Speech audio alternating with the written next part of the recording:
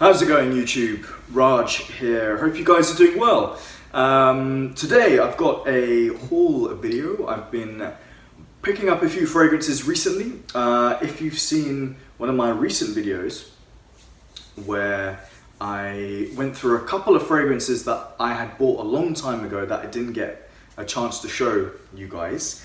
I mentioned in that video that I hadn't bought any fragrances in a really long time. So it's been probably around 6 months since I had bought anything, and you know, I was just focused on other things, had lost a little bit of interest in fragrances, and also just enjoying some of the fragrances that I own, the full bottles, and actually finishing them off, which to a lot of fragrance enthusiasts out there might seem a bit strange, like actually finishing a bottle. I don't know, to me it's pretty strange. It doesn't happen very often. And I've actually got them with me just to show you guys what I finished. Got Prada Infusion d'Iris, finished that one off, completely done. New York Intense from Nicolai, that's a 30 ml that I went through pretty quickly. And I have mentioned this on my channel a little bit, haven't actually reviewed it. I think what I'll do is I'll get the full size bottle and do a proper review. This is like, I've been through a few bottles of this before actually. This is Acqua di Parma's Colonia Intensa, finished that one off. Interestingly, the top notes, the citrus top notes actually started to fade when I got towards the final, like, I don't know, 10th of this bottle. So it can happen, yeah, especially with the citrus focused or heavy fragrances. Top notes can fade away, and I do store my fragrances obviously well. And then Hepcat by Fleur. This is a nice kind of oody, smoky fragrance.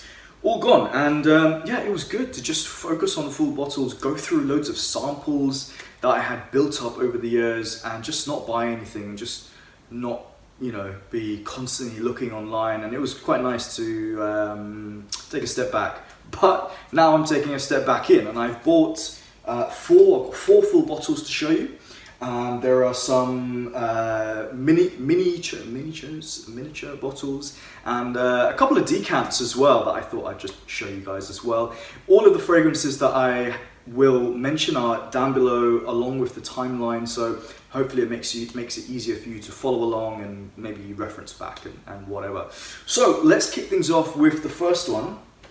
And a few purchases here from eBay. This was one of them because this is a vintage bottle of Dior. Where's the camera? Oh, here, I'm still using my phone. So yeah, this is Dior Homme. Now, for those of you who are really into this, you may notice something inside this bottle. This is the silver stem. So Dior Homme came out in 2005. Olivier Polge was the perfumer of this one. And there have been various iterations since then. This one, the batch code is on the bottom, by the way. This particular bottle actually comes from 2009. And the silver stem, it won't focus unless, well, will it? I don't know. Yeah, maybe. The silver stem doesn't actually have Dior etched onto the stem in my version, but I think it did on the original. You've got Dior Homme twice on the silver rim here. Just for those of you who want to know about authenticity and, you know, think little details like that make a difference. So my story with Dior Homme, or generally in Dior fragrances, is that I tend to do things in reverse. Like I have the intense version, the parfum version, the cologne version, and the Sport 2012 Sport. That was fantastic. Never owned the original. I had a decant, a large decant, so I know the fragrance, but never owned a full bottle until now. This isn't even full. It's partially used. Yeah, it's really lovely. It really is a very classy fragrance. For me, I still prefer Dior Homme Intense, if I'm honest with you. But you can pick up on all the, you know, this is the blueprint that DHI was based on, is all in here. Really classy, nice powdery iris, soft. It has a little bit of a spicy tea feel to it. I don't know if that's what people have mentioned, but that's certainly what I kind of get that in this one. It's very unassuming. I get the feeling that I've always felt this way about Dior Homme. It's for somebody who doesn't like to shout. This feels at times like a very personal fragrance. I don't feel like the performance is like amazing on this one, but scent quality is top notch, really, really good, really well put together fragrance. You can see that Olivier Polge went back to Dior Homme when he made Valentino Uomo, I believe. I'm pretty sure he's the perfumer, correct me if I'm wrong, but I'm pretty sure he's the perfumer for that one, and they do smell kind of similar. Is this like, you know, holy grail, blowing my mind? No, not really. I just think it's well put together, a simple composition, but actually comes across as having quite a lot of depth actually. But yeah, really, really nice to have this in the collection. I think I'd like to add a few more back into my collection for the Dior Homme range. I think the whole range is pretty good. I know Dior have been chopping and changing and it's kind of annoying, but there you go. Anyway, moving on to the next one, and this is one that was not on my radar at all. It just, maybe I had heard a few people speak about it, but it never really registered for me maybe. And then I got a decant. I've mentioned it a few times on my channel, and I honestly am blown away with this one. This is Oscar de la Renta Pour Lui. This isn't a vintage bottle. This is I couldn't actually, for some reason the batch code website that I was using didn't have this on the database. So I guess this is a more modern, like new version. But this fragrance actually came out in 1980, so it's been around for a long time. I'm really impressed with this fragrance. The more I've gone through my 10 ml decant really quickly, and yeah, I can't wait to get into this one. I've done a few sprays, it smells the same, so no issues there. So cheap, £20 for this level of quality, I can't believe it. With this fragrance, I get vibes of Tom Ford's Noir. Like I think there are some similarities in there in its style, not so much in the way that it smells, kind of in its style. You've got this powderiness, there's a freshness though. There is a kind of incensey vibe, a green, almost like a balmy kind of quality with in this one, like a piney kind of feel, which creates comes together and creates like a lot of contrast actually in the fragrance. And I think somehow this fragrance still manages to stay quite fresh actually, even though some of the notes might seem a little bit more heavier. Yeah, really nice, really impressed with this one. I think I will have to review it. Good stuff. Let me know, guys, have you tried this one? What about other ones from Oscar de la Renta? I don't really know too much about the brand, if I'm honest. This is the first time owning anything from them, and pretty happy.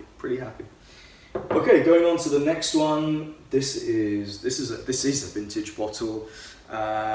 This is Zegna Pour Homme, going back to 1992. I believe I did check the batch code. I've actually forgotten now what year this particular bottle is from, but it's pretty old.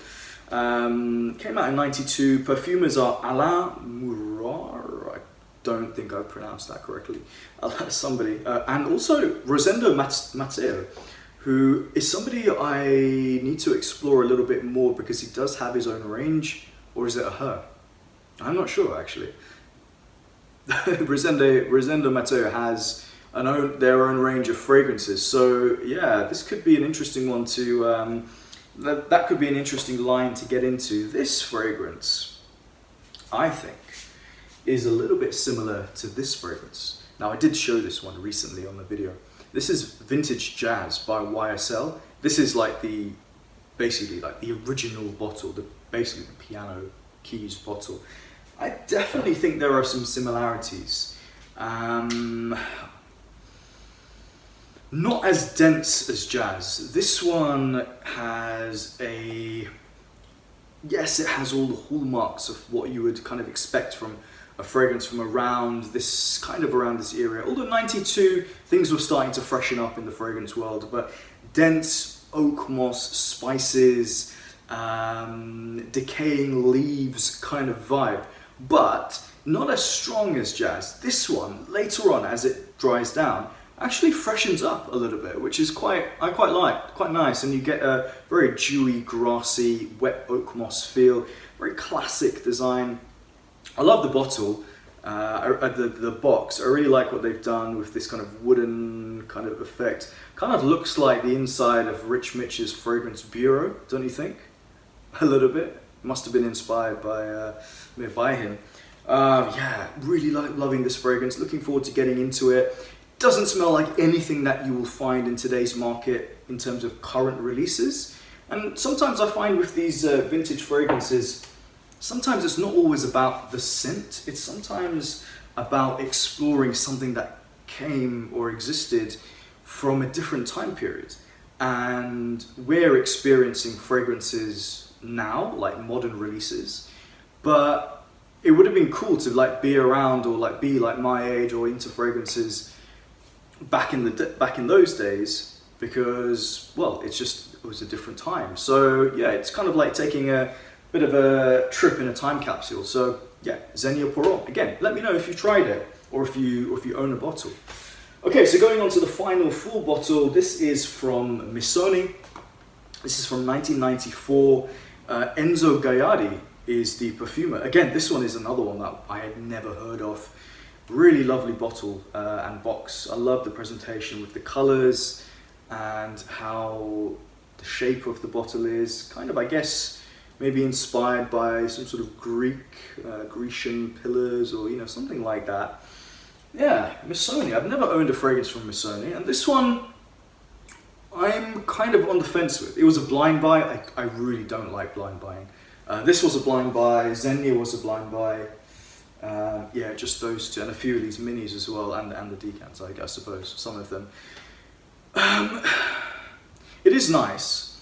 It is said on Fragrantica, a few people were saying it's comparable in some ways to Fahrenheit, and I do get that, but it does go in a very kind of different direction. It's not as petroleum based, it's more greeny and more woody actually. And I think this is going to be a nicer fragrance to wear from a distance, like on the wrists.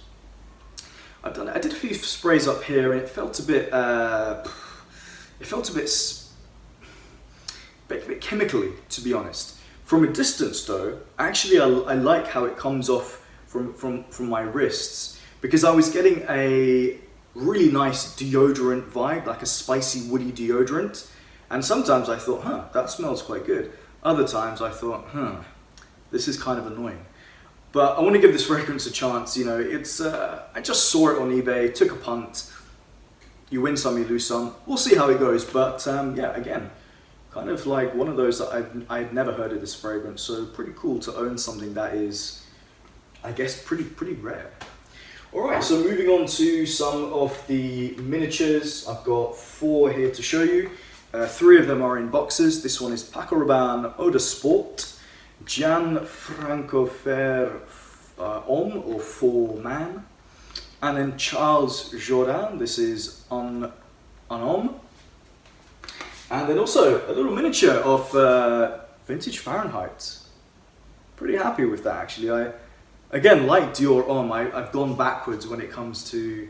I've done things in reverse when it comes to Fahrenheit. You know, I've owned the Parfum, the Absolute, and I think the Aqua as well. And recently, I think earlier this year, I got my hands on current version of Fahrenheit. I do have a little sample of vintage Fahrenheit, and now I've got this one to add to it. So this will be interesting to dig into.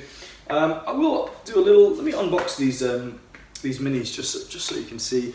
I haven't really tested them out too much, so I don't really have like an opinion or much of an opinion on these ones. Although I have actually got a little Charles Jourdan. I do have on my on the top of my hand, and this is pretty good. I do like this one. Instantly, what came to mind was another miniature that I had picked up recently by Dior Jules. So does anyone get that comparison? Soapy, but this one goes in a more spicier, woody territory.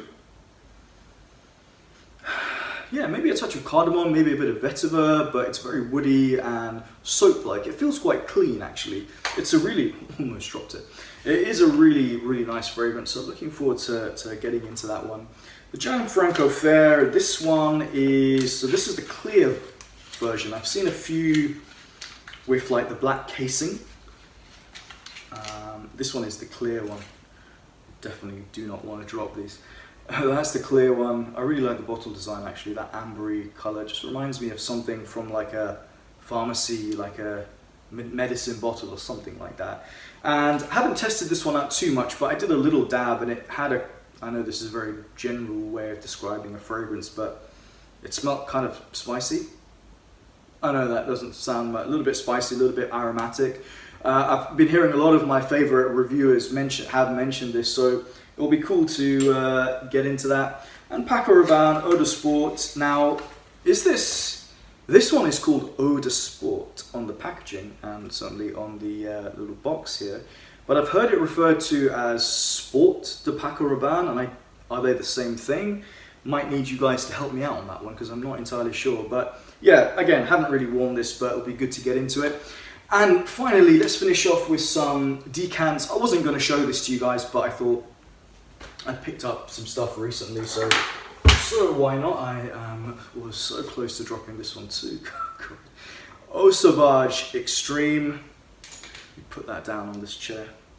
Guerlain L'Homme Idéal Intense or L'Intense. Obviously, I have actually worn a decent amount of that. What else have we got here? Chanel Antaeus. I already have a sample of Chanel Antaeus, so it was a very small one that somebody gave it to me for free. Yeah, I really like this one. I love the leathery aspects on this. Quite nice. Yeah, definitely from a different era. Reminded me a little bit of Aramis. Does anybody get that? Just a hint of Aramis, the original. And finally, a fragrance that I have actually tried. And I've worn Antaeus before, but I don't think I was ready for it like a few years ago. A fragrance that I've tried only once. This is from Hubigot. This is Duc de Vervin, the extreme version, which I quite like actually. It's really nice, very classy, very citrus aromatic. Yeah, really good. So I'll do my best to review these and give you my thoughts. Guys, over to you. Let me know, what have you picked up recently? What's on your to buy list? Have you tried any of these fragrances? Let me know. If you guys don't know, I have a Buy Me a Coffee page, and anytime you make a contribution, I pass on about, I think it's 20% to cancer research. So a couple of guys have made a contribution, so if you like what I do, that's an option for you. If not, just hit the like button and subscribe, and that's good enough with me. I do appreciate anyone's support. Drop a comment down below, and take care everyone. I'll see you in the next one.